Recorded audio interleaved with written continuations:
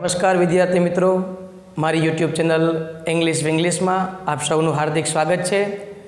આજે હું તમારા માટે યુનિટ 7ના અલગ અલગ જે આપણે સેક્શન હોય છે બરાબર, એમાં સૌથી પહેલું સેક્શન એટલે કે લિસનિંગ એટલે કે સાંભળવું। આ લિસનિંગ સેક્શનની સંપૂર્ણ સમજ સાથેનો વિડીયો હું તમારા માટે લાવ્યો છું। તો આપણે એક એની જે એક્ટિવિટીઝ છે એ આપણે સમજીએ। તો લિસનિંગ જે સેક્શન છે પહેલું, એમાં તમે પહેલાં જોશો તો આપણને એક સુંદર મજાની પોએમ આપેલી છે જેનું ટાઇટલ છે ટીમ વર્ક। બહુ અગત્યની વસ્તુ છે મિત્રો। ટીમ વર્ક કોને કહેવાય? જ્યારે આપણે સાથે મળીને કોઈ કાર્ય કરીએ એને કહેવામાં આવે છે ટીમ વર્ક। અને કોઈ પણ કાર્ય સિદ્ધ ક્યારે થાય? જ્યારે એકબીજાનો સાથ હોય ત્યારે। આપણને ખબર છે કે ઘણી બધી રમતગમત હોય છે। ક્રિકેટ છે તો 11 ખેલાડી હોય છે, તો 11 ખેલાડી જ્યારે સારું રમે ત્યારે એ ટીમ જીતે છે। કોઈ એક ખેલાડી કે બે ખેલાડી સારું રમે, સારું પ્રદર્શન કરે તો એને કારણે ટીમ જીતતી નથી। એની ટીમ ત્યારે જીતે છે જ્યારે બધાનો સહયોગ હોય। તો આ વસ્તુ સમજાવતું એક કાવ્ય છે આપણી પાસે, ટીમ વર્ક। ટીમ વર્કનો અર્થ આપણે સમજ્યા, હવે આગળ એની સમજૂતી જોઈએ છીએ શું આવે બરાબર। તો ટીમ વર્કમાં પહેલાં આપ્યું છે ટીમ વર્ક એટલે કે સાથે મળીને જે કાર્ય કરીએ છીએ એને કે ટીમ વર્ક, સંયુક્ત કાર્ય। Together we can make hour dream work. Together, જો આ શબ્દ બહુ સમજવા જેવો છે। ટુગેધર એટલે કે સાથે। Together we can make hour dream work. આપણે કોઈ પણ કાર્ય છે, સ્વપ્નનું કાર્ય છે, એને પૂર્ણ કરવું હોય તો સાથે અને હળી મળીને કાર્ય કરવું ખૂબ જરૂરી છે, એવો આ વાક્યનો ભાવાર્થ છે। ધેન પછી we will share the Joy of what we have done. આપણે જે કંઈ પણ કરેલું છે એનો આનંદ છે એ આપણે શું કરશું? શેર કરશું, એકબીજા હારે એની વહેંચણી કરશું।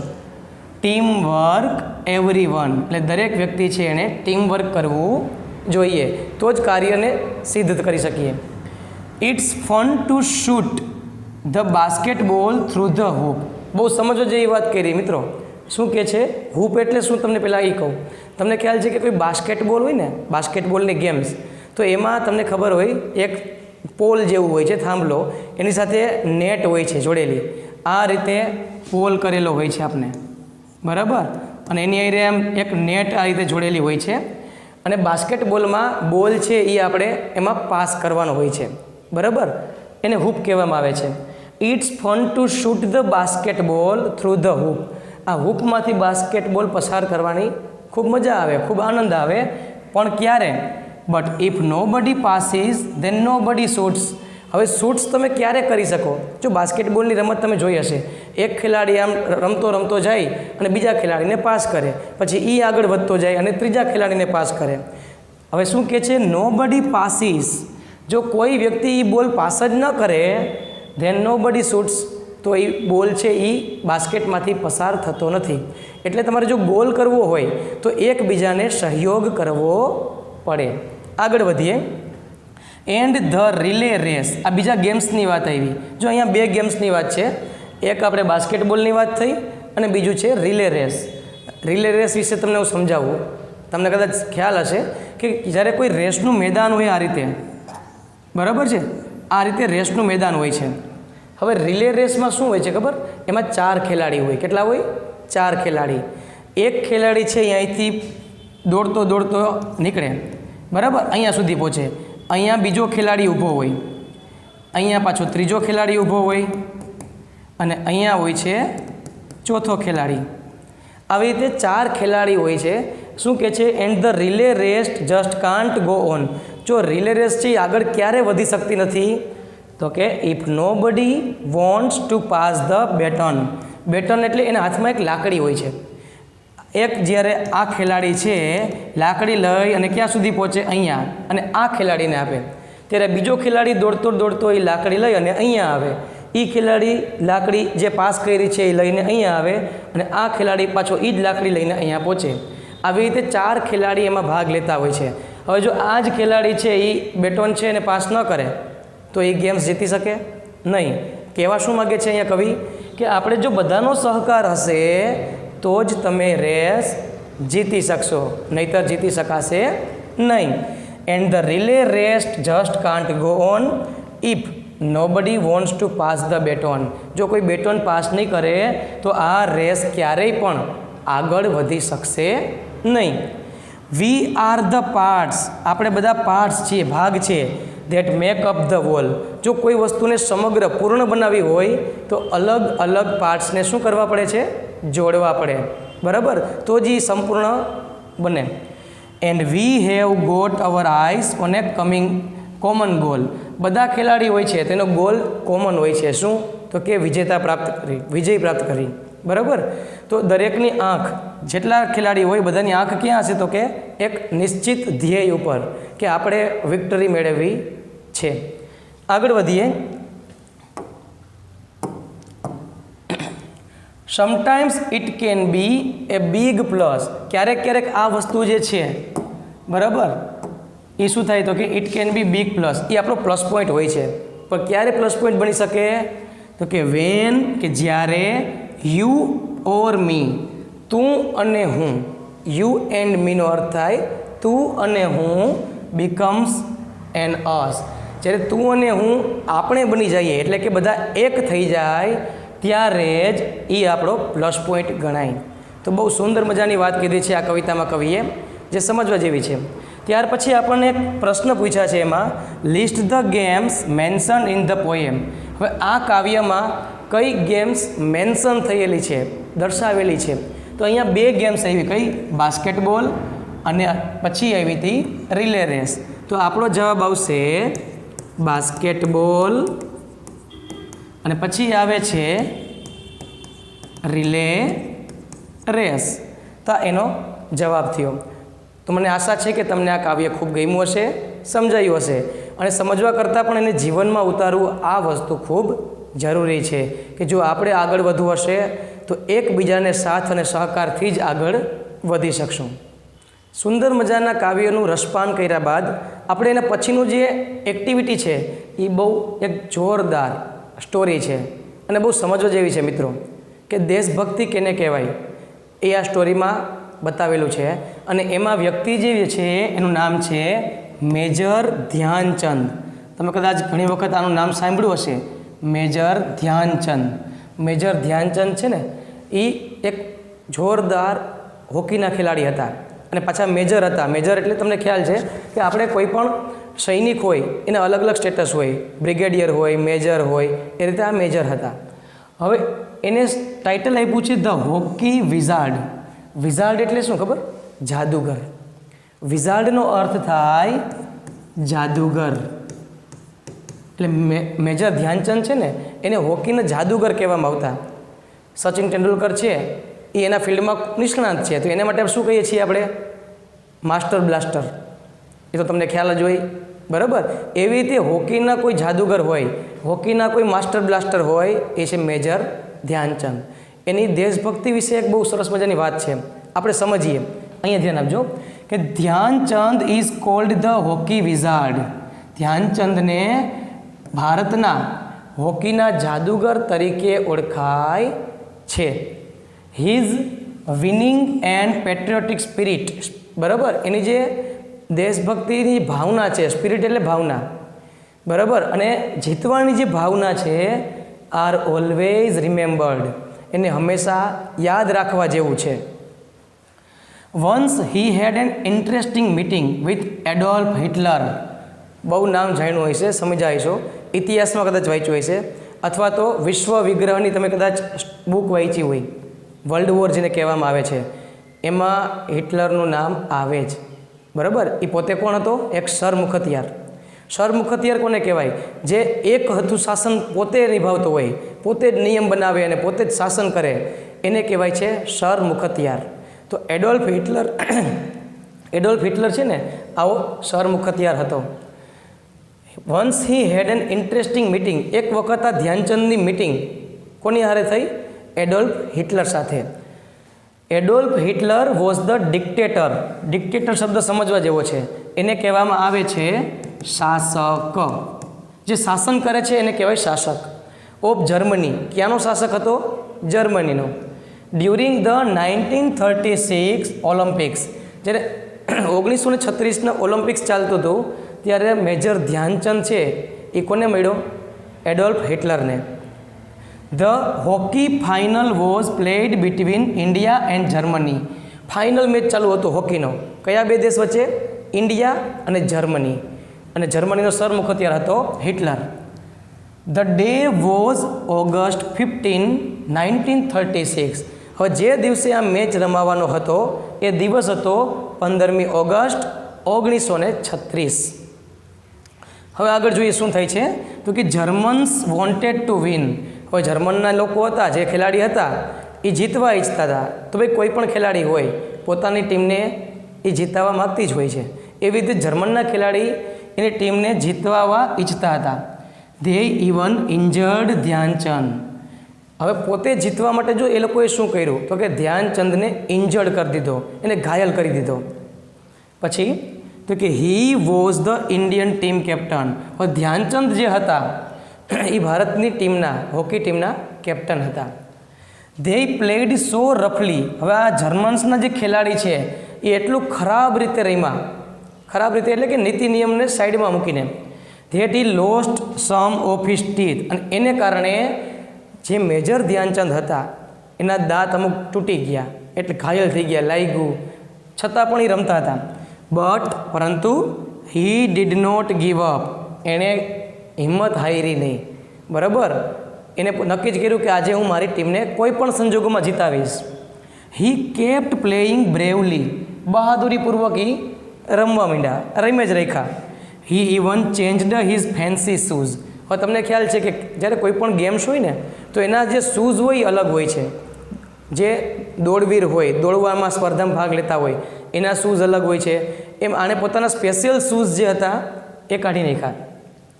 હી decided to wear his simple shoes. અને એની જગ્યાએ એને સાદા બૂટ પહેર્યા. અમેઝિંગલી અને આશ્ચર્યજનક રીતે હી ફાયર્ડ 3 ક્વિક ગોલ્સ. ફટાફટ એણે 3 ગોલ કરી દીધા. And India won the match. અને ફાઇનલ મેચ છે એ ભારતની ટીમ જીતી ગઈ. કોને કારણે? Major Dhyan Chand. The final score was India 8, Germany 1. અંતિમ સ્કોર કયો હતો તો કે ભારતે 8 ગોલ કર્યા હતા, જ્યારે જર્મનીને માત્ર 1 જ ગોલ થયો હતો. હવે આગળ જોઈએ કે સ્ટોરીમાં શું ટ્વિસ્ટ આવે છે. ત્યાર પછી આપણે જોઈએ Adolf Hitler was in the stadium. Adolf Hitler છે ને એ ફાઇનલ મેચ જોવા માટે આવ્યા હતા. પરંતુ લેફ્ટ ધ મેચ અર્લી. પણ મેચ હજી પૂરો થાય એ પહેલાં તે મેદાન છોડીને જતા રહ્યા. He met Dhyan Chand in a gathering of players after the match. તે બધા ખેલાડી જ્યારે મેચ પૂરો થાય એટલે ભેગા થાય. એમાં એ કોને મળ્યા? મેજર ધ્યાનચંદને. Dhyan Chand talked about his meeting. એટલે ધ્યાનચંદે આ મીટિંગ વિશે વાત કરી. હવે મીટિંગમાં શું બન્યું હતું એના વિશે ધ્યાનચંદે કીધું. શું કીધું જુઓ. Hitler sad. હિટલરે એવું કીધું કે you are a great player. કે તું એક બહુ મહાન ખેલાડી છો, બહુ મોટો ખેલાડી છો તું. પરંતુ your country doesn't value you. પણ તારા દેશ છે ને એ તારી કિંમત નહીં કરે. વેલ્યુ એટલે કિંમત. કે તારા દેશના લોકો અથવા તો દેશના જે શાસક છે એ તારી કિંમત નહીં કરે. Come and play for Germany. તો તું અહીંયા આવી જા અને જર્મનીની માટે તું રમ. તારે રમવાનું છે પણ કયા દેશ તરફથી? જર્મનીના દેશ તરફથી. I will give you a high position in my army also. હું તને મારી આર્મીમાં, મારા સૈન્યમાં ઉચ્ચ હોદ્દા ઉપર બેસાડી દઈશ. આવું એને પ્રલોભન આપ્યું. પણ મેજર ધ્યાનચંદ છે એને કંઈ સાંભળ્યું નહીં, કારણ કે એક દેશભક્ત હતા. Two this. આના માટે ધ્યાનચંદ રિપ્લાઇડ. ધ્યાનચંદે એને રિપ્લાય આપ્યો. શું જવાબ આપ્યો સાંભળજો. I am an Indian. કે હું એક ભારતીય છું. And India is my home. અને ભારત છે ને એ મારું ઘર છે. I am happy as a simple soldier among my own people.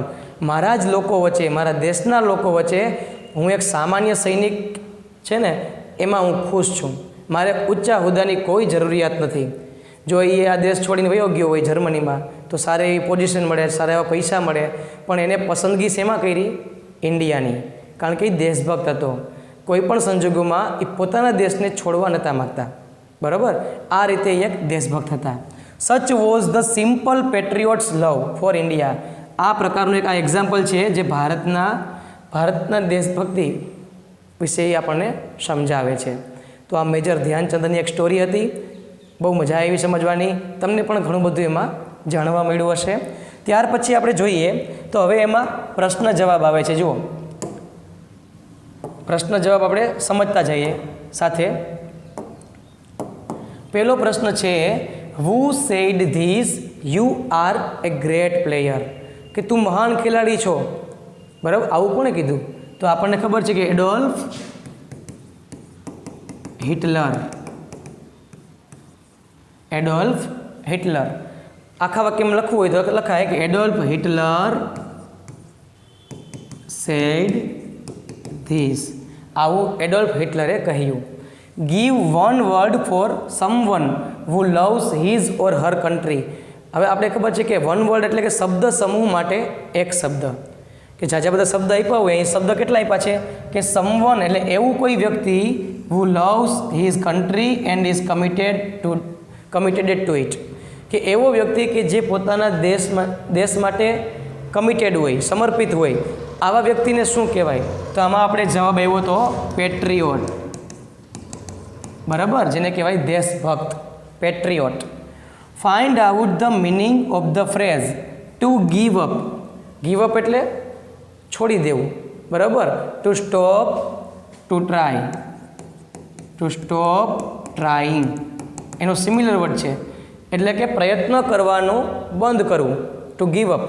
From the dictionary. ડિક્શનરીમાંથી આપણે એનો શબ્દ શોધવાનો છે.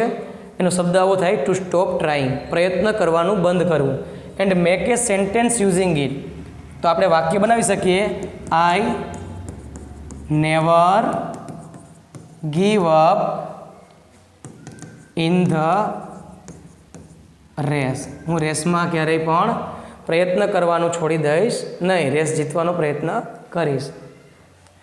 Imagine if you meet Dhyan Chand. તમે એવી ઇમેજ કરો, કલ્પના કરો કે જો તમે ધ્યાનચંદને મળો, વોટ વિલ યુ આસ્ક. તો આમાં દરેકનો જવાબ અલગ અલગ હોય છે. તમે એને શું પૂછો? તો આપણે એવું પૂછી શકીએ ને કે how did you play hockey. તમે હોકી કેવી રીતે રમ્યા, બરાબર. From where did you learn how to play hockey. તમે હોકી રમવાનું ક્યાંથી શીખ્યા, પૂછી શકાય ને. તો આવા તો ઘણા બધા પ્રશ્ન આપણે તેને પૂછી શકીએ જેના જવાબ અલગ અલગ હોય છે. આગળ, give another title for the story. હવે આ જે વાર્તા છે આપણે એને એક ટાઇટલ આપવાનું છે. તો કયું આપી શકીએ? એક ટાઇટલ આપ્યું છે ધ્યાનચંદ અને ઇન્ડિયન હોકી, બરાબર ને. વિઝાર્ડ આપ્યું છે, વિઝાર્ડ એટલે જાદુગર. તો બીજું પણ આપણે આપી શકીએ. શું આપી શકીએ? તો કે ધ્યાનચંદ પેટ્રિયોટિઝમ, એટલે કે ધ્યાનચંદની દેશભક્તિ. આવું શીર્ષક આપણે આપી શકીએ, બરાબર છે. તો આ હતા એના પ્રશ્નને જવાબ. ત્યાર પછી આપણને એક કોષ્ટક આપે છે. એ કોષ્ટક વિશે ચર્ચા કરીએ. આગળ વધીએ આપણે. Complete the table. અહીંયા આપણી સામે એક કોષ્ટક આપેલ છે. સિચ્યુએશન અને વોટ વિલ યુ ડુ.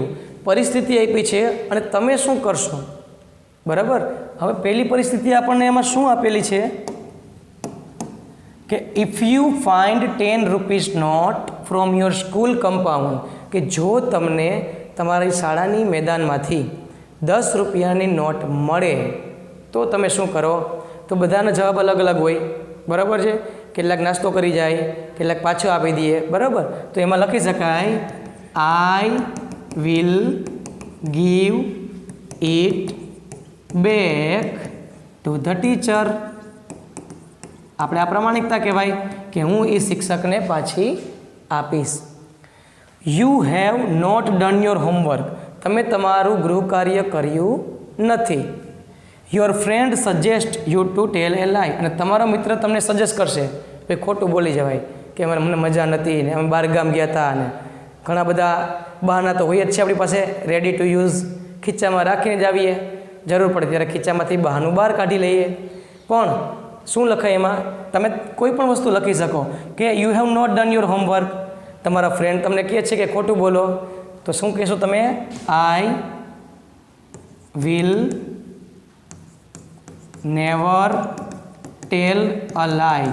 હું ક્યારેય ખોટું બોલીશ નહીં. બીજું લખવું હોય તો કે I will do homework tomorrow.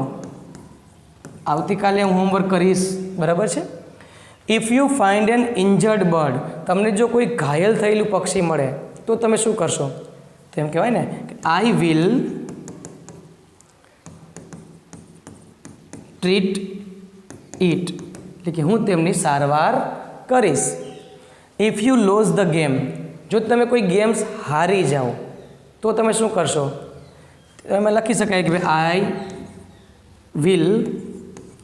I will never disappoint, હું ક્યારેય પણ નિરાશ થઈશ નહીં.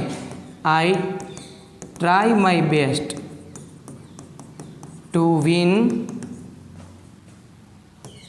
Another game. એમ પણ લખી શકાય કે બીજી ગેમ જીતવાનો હું મારાથી બનતો પ્રયત્ન કરીશ. ખરેખર આમાં આઈ વિલ લખાય. શું લખાય? I will try my best to win another game. તો આ હતા એના જવાબ. તમે તમારી રીતે જવાબ અલગ રીતે પણ લખી શકો. તો આ આપણો વિભાગ કયો હતો? લિસનિંગ વિભાગ. મને આશા છે કે તમને આ વિભાગ પસંદ આવ્યો હશે. એમાં એક એક એક્ટિવિટીની આપણે ડિટેલમાં સમજૂતી આપેલી છે. છતાં પણ તમને જો કોઈ પણ પ્રશ્ન હોય તો તમે કોમેન્ટ બોક્સમાં મને પૂછજો, હું એનો જવાબ આપીશ. જો તમને આ વિડીયો પસંદ આવ્યો હોય તો એને ખાસ લાઈક કરજો, શેર કરજો, કારણ કે આ પ્રકારના વિડીયો અત્યારે યુટ્યુબમાં પણ અવેલેબલ નથી. તો તમારા કોઈ મિત્ર સર્કલ હોય તેને ઉપયોગી થાય અને સબસ્ક્રાઈબ જરૂર કરજો. અસ્તુ. જય હિન્દ, જય ભારત.